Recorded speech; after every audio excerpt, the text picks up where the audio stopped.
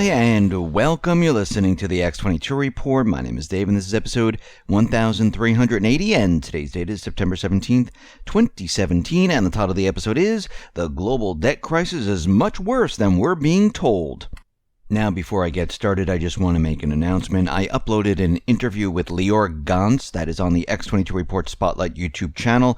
So all you need to do is go over to YouTube, type in X22 Report Spotlight, it'll bring you to the video, or you can come over to the X22Report.com site, it'll be up on the right-hand side. Just scroll down a little bit, look over to the right-hand side, you'll see the video, you can play it right on the site, or you can go to steemit.com, that is steemit.com/@X22Report.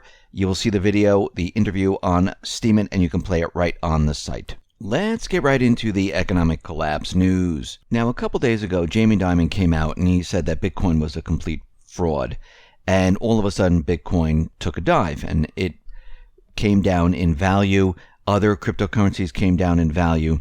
And basically, what I see happening right now is they're trying to lower the price of cryptocurrencies because they actually want to purchase more. And this is what these individuals actually do. They make people believe that, this is a fraud, don't get into it, sell it right now. And when they see the price dropping, people get out of it. Actually, you should be getting into it at this time, not when the price is going up, but when the price is falling. But what's very interesting about what he says is that JPMorgan is actually buying Bitcoin. Now, we know with gold and silver, we know that JPMorgan has been buying a lot of silver. We know that Goldman Sachs has been buying a lot of gold. And they put out these announcements to make the price go down so they can purchase even more. And when we look at what they've been doing, and when we look at the NASDAQ Stockholm, we can see that Bitcoin is actively traded there. And guess who's buying? Well, it's JPMorgan Securities. They were the fourth biggest buyer, which suggests two scenarios. JPMorgan is buying for its own account at Dimon manipulated lower prices, or JPMorgan is out there buying for clients, even though they were telling everyone that Bitcoin was a complete fraud, and they're committing fraud against their clients because they're telling everyone it's a fraud, but they're actually buying Bitcoin. I think it's number one. I think they are buying for themselves. They wanted the prices lower. He came out with the statement, and this is what these individuals do. They put out these announcements. They have a lot of power when it goes over the corporate media, and a lot of people believe this. They have done it with precious metals for a very long time. Now, in the retail market, with the economy, we can see that things are rapidly deteriorating.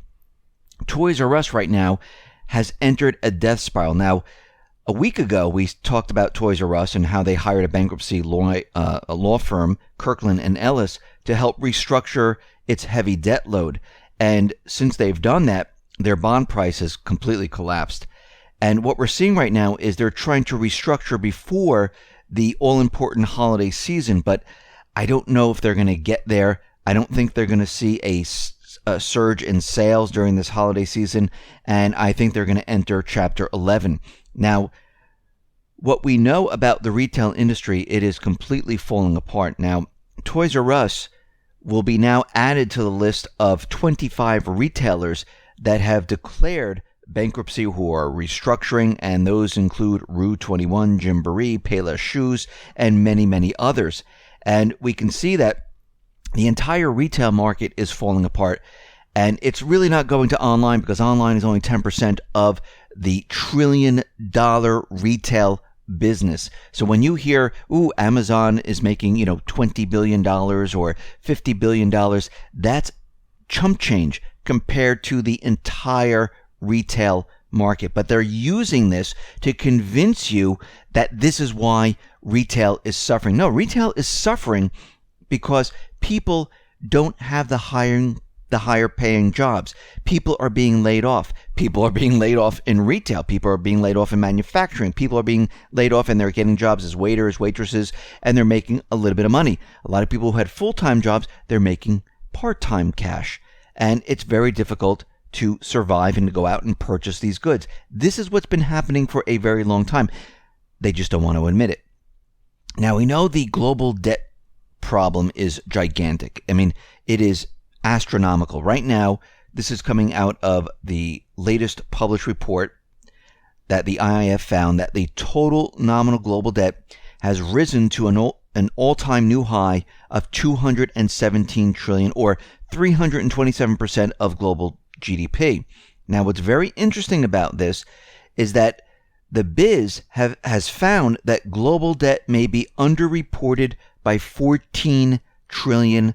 Now, every day, trillions of dollars are borrowed and lent in various currencies.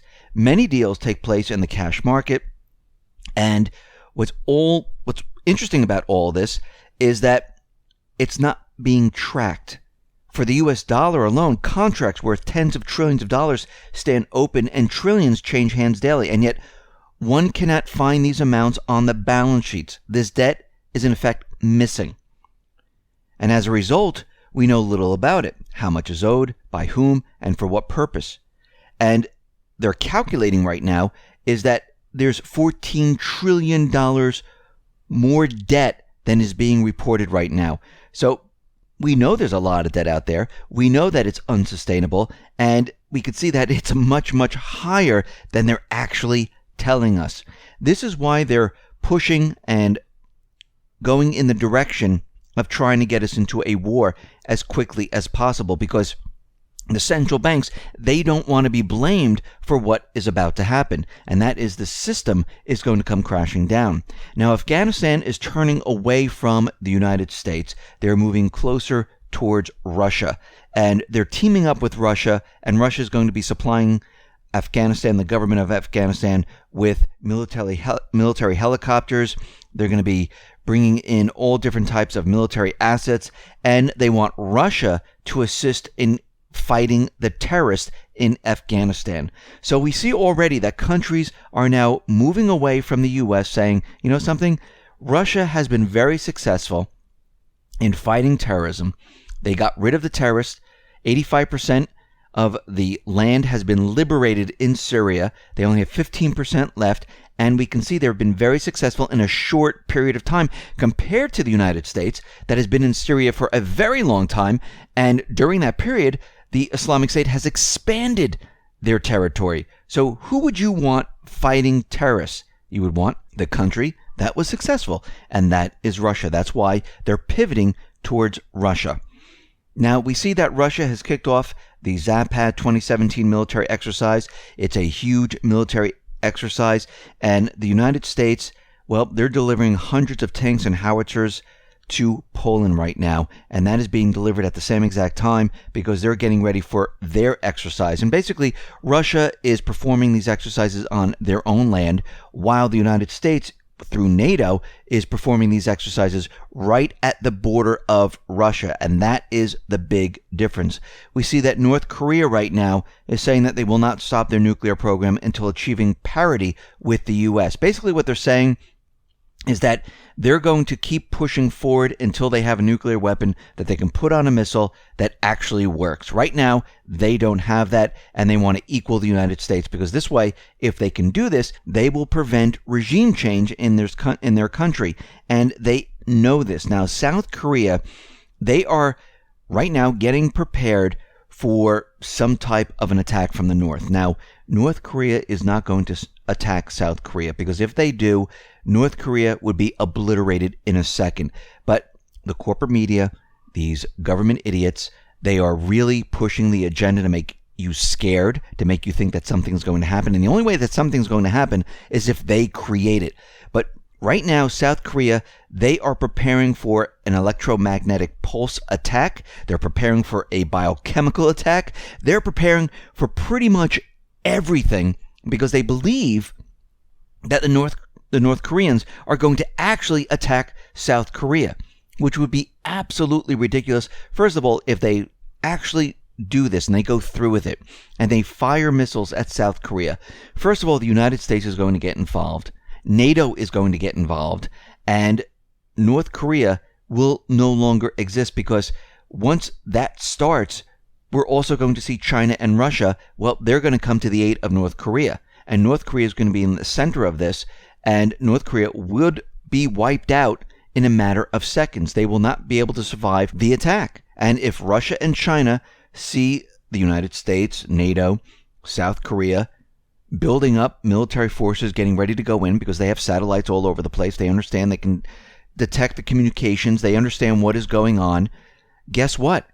They're going to back North Korea. They're going to step in and they're going to shut this down. And the United States knows this. This is why they haven't made a move as of yet. They also know that Russia has the technology to shut down ships, to bring the electronic systems to a screeching halt. They also understand that Kim Jong-un, he's not crazy. He's not going to start a war.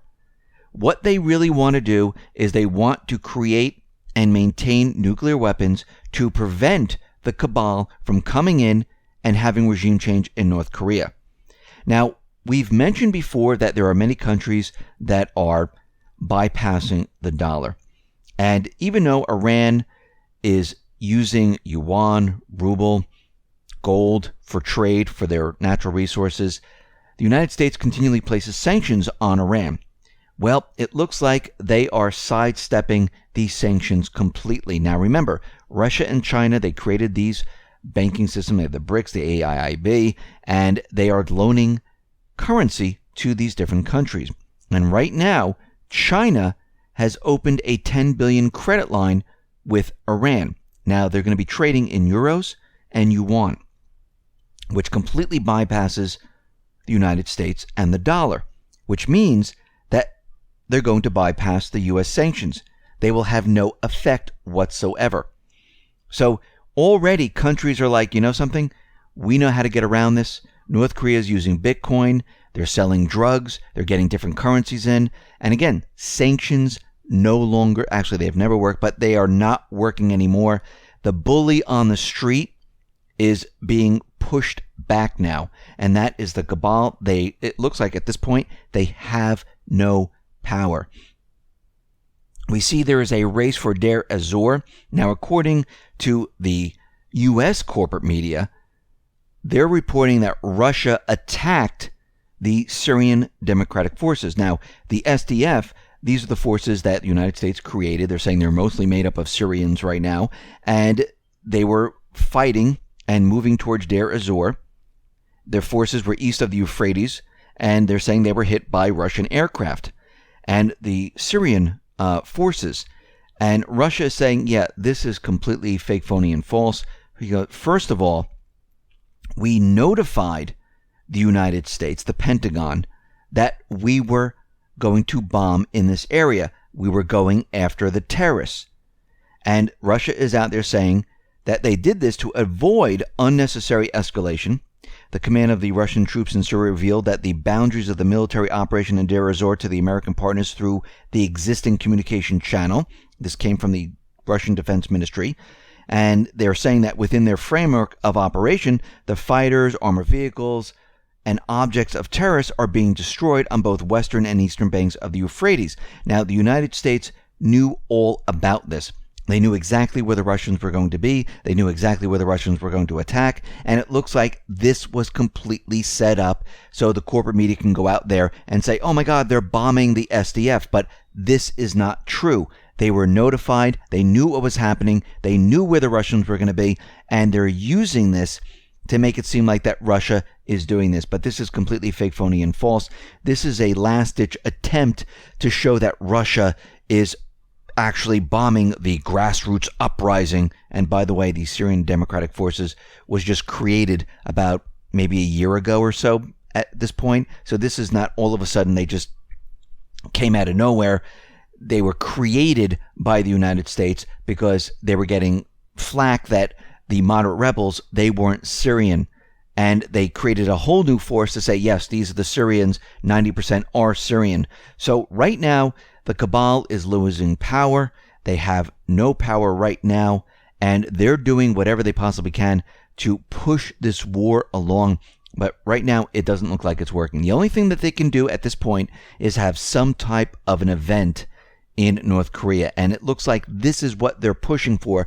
This is why they were out there reporting that they're the North Koreans fired a missile. Now they can reach Guam, and it looks like they're trying to figure out a way to create this event. And again, it's a slow process where they have to show and prove that North Korea can actually do this. And who knows where this missile will actually be fired from. It could be fired from the ocean. They could say it was from one of North Korea's subs, and no one would ever know, just like all the other false flags, until it's too late. But we've been following this. We understand what they're trying to do, and I wouldn't be surprised if they push this to the next level. And this is what we've been watching, because as we know, the economy is completely falling apart. It's in a death spiral right now. Retail is a complete disaster. Housing is going to be coming down. Rents are coming down. Tax revenues are declining. GDP is a complete and utter disaster. And all these numbers are completely manipulated. Think about it. If these were the real numbers and they were telling us what was really going on, they would already say we collapsed. But again, as long as they can keep the stock market up and they can give us manipulated numbers, everyone believes that everything is fine. But in reality, we are worse off than 2008 right now.